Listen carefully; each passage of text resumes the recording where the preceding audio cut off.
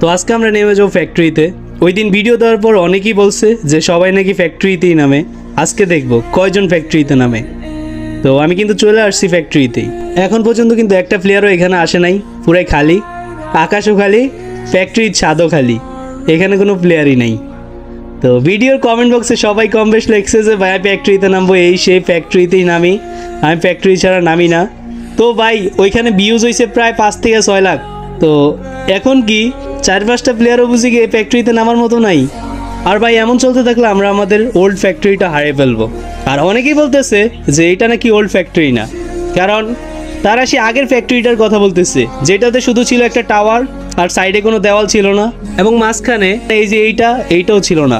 ভাই শুনো, ফ্যাক্টরিটার চেঞ্জ করছে, তেমন একটা বেশি চেঞ্জ করে নাই, বুঝছো? সিমিলারই আছে, সেম জায়গায় আছে, বাট আমাদের পিকটা তো পুরাই চেঞ্জ করে দিছে। তাই আমি পিকের সাথে তুলনা দিছিলাম। তো তোমাদের জন্য আজকে